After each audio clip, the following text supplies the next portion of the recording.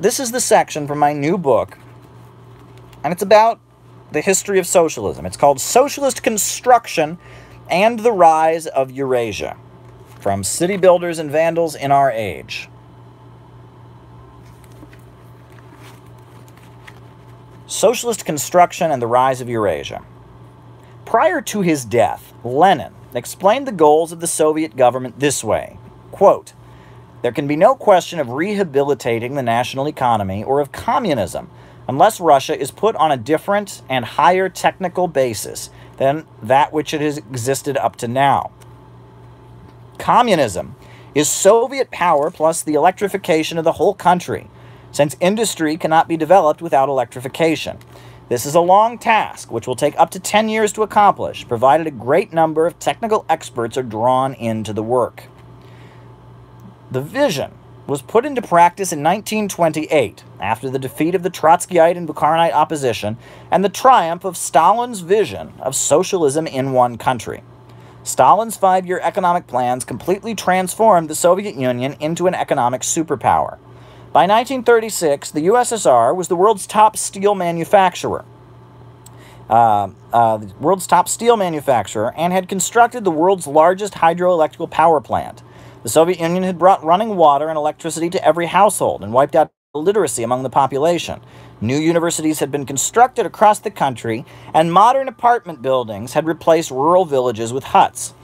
Interviewed for a 1998 PBS documentary called Red Flag, part of the People's Century documentary series, Tatiana Fedorova, an elderly female construction worker, described her memories of the 5-year plans. Quote, "We wanted to do something with our own hands, to glorify our country, not just with words, but with deeds, and we did it. We built the metro, we built the railways.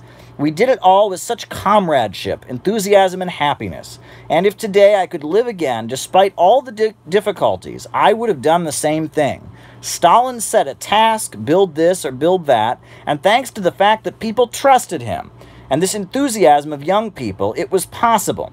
Remember that we were illiterate, lived in virtual darkness, and wore birch bark shoes. Even now, I think it's like something out of a fairy tale.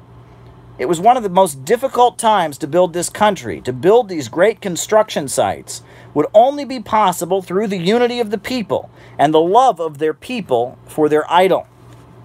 The secret behind this massive success in economic construction was socialist central planning. The Soviet state had the ability to do what the chaos of the market could not do, unleash growth. The Soviet Union had eliminated the anarchy of production, the chaos of the market, and thus enabled a backward, undeveloped country to rise to the level of a global superpower. The Stalin era was marked by mobilizations of the population to achieve collective goals toward the overall rebirth of the country.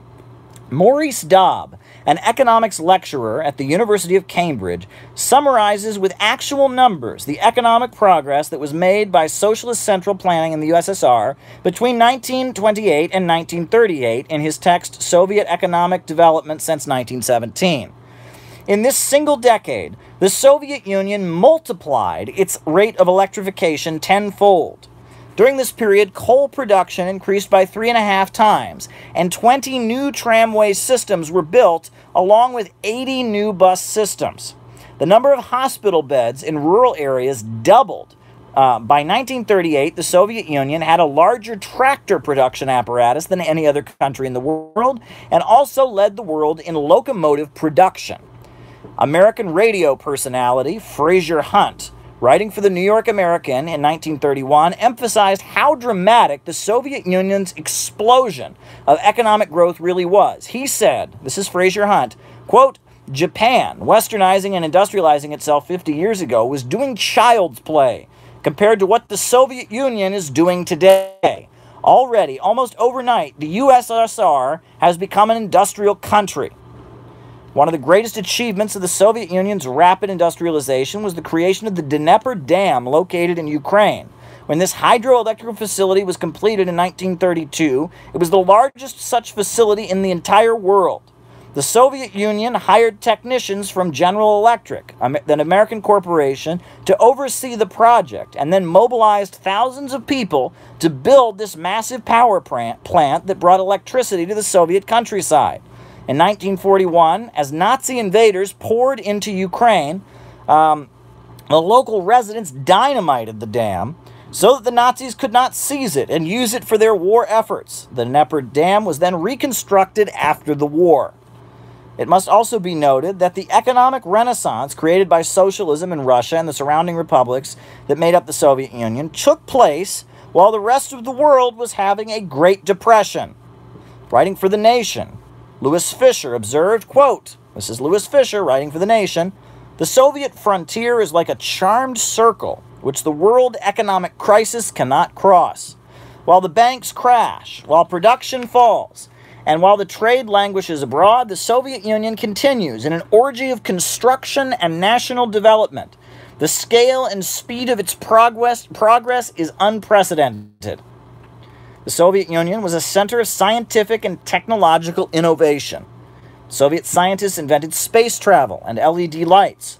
The Soviet Union created the AK-47 rifle, the most efficient weapon ever invented. The first mobile phone ever created was patented in 1957 by Soviet engineer Leonid Ivanovich Kaprianovich.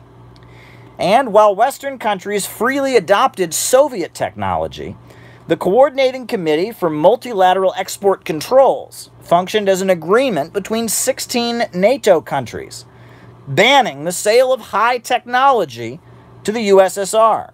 The New York Times described this treaty as, quote, organized to ensure that strategic technology such as computers, machine tools, and microelectronic items that could be used for weapons and other military applications did not fall into the hands of the USSR.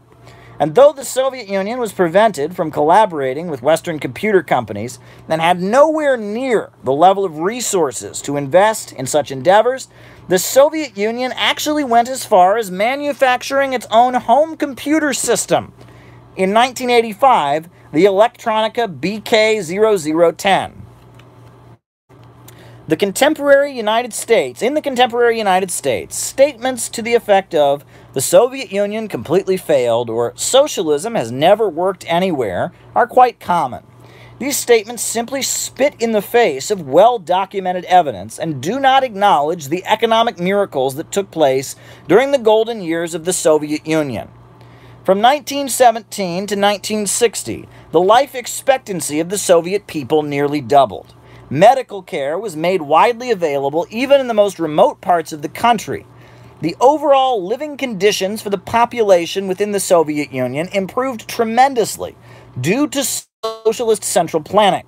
Despite the shortcomings of the Soviet Union in terms of human rights and consumer goods, no society had ever raised its technological level and living conditions so rapidly. As the Soviet Union was rapidly industrializing, the world's press marveled at what it had accomplished. Among the voices praising the Soviet Union were Albert Einstein, H.G. Wells, the young Nelson Mandela, and British intellectuals Sidney and Beatrice Webb. In his autobiography, published in 1969, the well-loved African-American scholar W.E.B. Du Bois wrote, quote, "What I saw in the Soviet Union was more than a triumph in physics. It was the growth of a nation's soul, the confidence of a great people in its plan and future. We have begun to recognize the Soviet Socialist Republic as giving its people the best education of any in the world and excelling in science and organizing industry at the highest level." After repudiating the Trotskyite opposition, the Soviet Union very much became a society marching in line with the legacy of city builders throughout history. When the 1956 edition of the Encyclopedia Britannica was published, the entry for Joseph Stalin acknowledged the vast improvements of living conditions, saying, quote, he had found Russia working with wooden plows and left it with atomic piles. That was my section about Soviet industrialization. Now, the next section, it doesn't end there. I go on about the Soviet Union's achievements in terms of the global community, what the industrialization. I talk about the Aswan Dam in Egypt. I talk about the Soviet Union's efforts to oppose racism, including racism in the United States. And I talk about the Soviet Union's aid to developing countries. And I talk about the post-war economic expansion. I did my homework on this book. I really did. And it must be said, anyone who tells you that socialism failed, socialism never worked, you know, you can criticize. I don't understand why they have to lie that strongly. If they were to say socialism had problems, I wouldn't disagree with that. If they were to say socialism had problems with human rights, I would not disagree with that.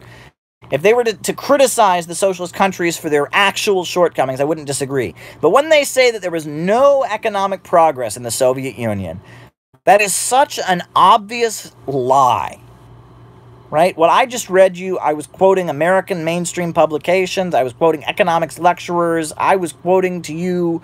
I mean, it was pretty blatant that the Soviet Union had an economic boom due to socialism in the 1930s. And anyone who tries to tell you that didn't happen is just straight up lying to you.